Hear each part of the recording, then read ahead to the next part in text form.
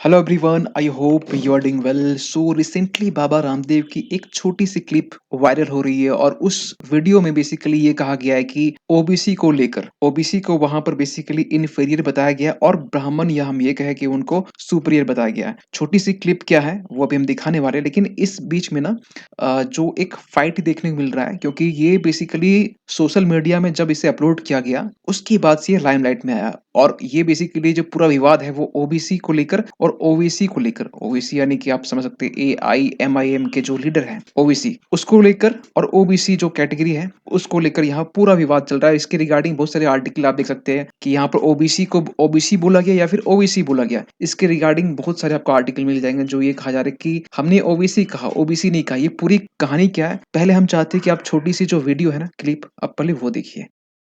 मेरा मूल गोत्र है ब्रह्म गोत्र और मैं हूं अग्निहोत्री। अग्निहोत्री ब्राह्मण हूं मैं। हाँ, बोलो बाबा जी आप तो ओबीसी हो। ओबीसी वाले ऐसी तैसी कराए। मैं हूं अग्निहोत्री ब्राह्मण, मैं हूं वेदी ब्राह्मण, मैं हूं द्विवेदी ब्राह्मण, मैं हूं त्रिवेदी ब्राह्मण और मैं हूं चतुर्वेदी ब्राह्मण। 4 वेद मैंने पढ़े।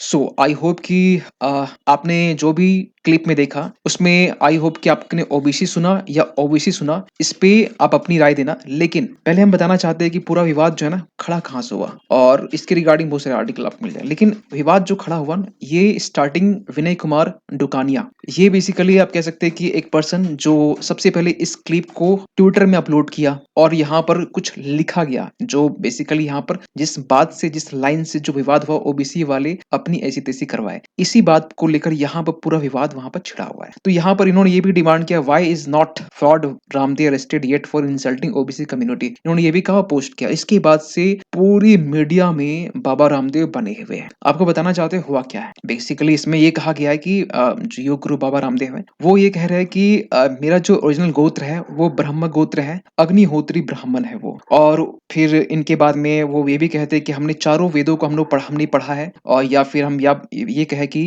मतलब अपने आप को डिनोट करते हैं, वेदी ब्राह्मण है, द्विवेदी ब्राह्मण है, त्रिवेदी ब्राह्मण है, इस चतुर्वेदी ब्राह्मण, इस तरीके से डिनोट करते हैं। आगे वाले जो क्लिप आपने शायद नहीं देखा होगा। लेकिन इन सब के बीच में ना जब ये वीडियो पूरा वायरल हुआ तो यहाँ पर बाबा रामदेव की तरफ से बेसिकली ये कहा गया कि ओबीसी कम्युनिटी जो है उसे डीमीन्ड किया जा रहा है। ठीक है, बेसिकली इसी तरीके से चीजें बाहर निकली कि ओबीसी कम्युनिटी को डीमीन्ड यानी कि उन्हें कहीं के इन्फीरियर बताया जा रहा है, उन्हें कहीं के नीचा बताया जा रहा है, नीचा दिखाया जा रहा है, क्योंकि ऐसे स्टेटमेंट ओबीसी कम्युनिटी के लिए यूज नहीं किया जाना चाहिए। क्योंकि हम इस वीडियो में बात करेंगे ओबीसी कम्युनिटी को लेकर लास्ट में कि इंडिया में कितने परसेंटेज है। तो यहाँ पर फिलहाल ये चीज निकल के आती है। लेकिन जब वीडियो वायरल होती है उसके बाद में ट्विटर में बॉयकॉट पतंजलि के नाम पे ट्रेंड करने लगता है। और ये ट्रेंड देखिए, ये जो पोस्ट हुआ ना कि कल हुआ, आज बॉयकॉट पतंजलि ट्रेंड कर रहा है। तो इसके पीछे ना और मतलब देखिए, पतंजलि आपको मालूम है कि बाबा रामदेव इनसे इनसे जुड़े हुए हैं, और जो कि पतंजलि के बारे में आई होप कि आप सभी ने सुना होगा, इनके बहुत सारे प्रोडक्ट आते हैं। तो उसके बाद से बाबा रामदेव का क्रिटिसिज्म स्टार्ट हो गया। देखिए होता क्या है ना कि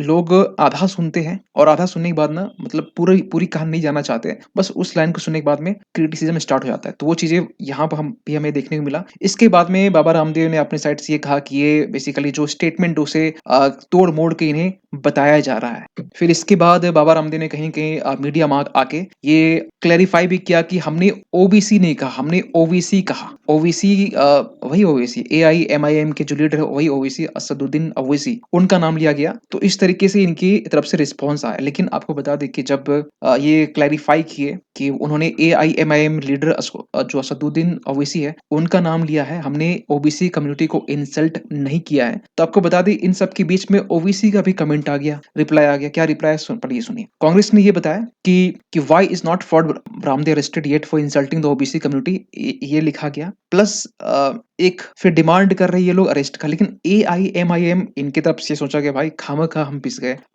ओबीसी का एक टारगेट था लेकिन ये बड़ा अजीब सा ओबीसी है, मतलब मैं कौन, मैं खामखा, कुछ इस तरीके से चीजें निकल के आई। और यहाँ पे ये कहा जा रहा है कि बाबा रामदेव यहाँ पर यू टर्न मार रहे हैं। ठीक है, बेसिकली वो टारगेट किए ओबीसी स्टेटमेंट। तो इस तरीके से कहीं न कहीं एक पूरी सोशल मीडिया में विवाद छिड़ा हुआ है। लेकिन आपका क्या मानना है इन सब चीज में, आप कमेंट जरूर कीजिए। लेकिन आपको बताना चाहते हैं कुछ डेटा। देखिए इंडिया की बात करें तो अकॉर्डिंग टू द सेंसस 2011 2011 के सेंसस की बात कर सकते हैं, क्योंकि इसके बाद देखिए रीजनल बेसिस पर तो सेंसस होते हैं, डेटा इकट्ठा की जाती है, लेकिन जो सेंसस 2011 के बारे में बेसिकली जो कहता है वो कहीं ना कहीं हम लोग कंसीडर करते हैं। तो देखा जाए ओबीसी ना आज के टाइम में 41.1% अकॉर्डिंग टू द 2011 सेंसस के अनुसार में है। आज के टाइम में बात करें तो ये ओबीसी का जो नंबर है ना, देखिए कितना बढ़ सकता है, लेकिन ये ये तो ऑब्वियस है कि ये कम से कम 41 से प्लस ही होगा आज के टाइम में, अगर सेंसस होती है तो इसमें आपको हिंदू, मुस्लिम, हिंदू, इस्लाम, क्रिश्चियनिटी, सिख, जैनिज्म, बुद्धिज्म और जोरोस्टेरियनिज्म, अदर्स, इसमें इन सब जो रिलीजन है इन सब में आपको ओबीसी कैटेगरी आपको मिल जाएंगे। लेकिन सबसे ज्यादा जो ओबीसी है वो हिंदुइज्म है 42.8%, इस्लाम में उसके बाद 39.2% है। इस तरीके से आप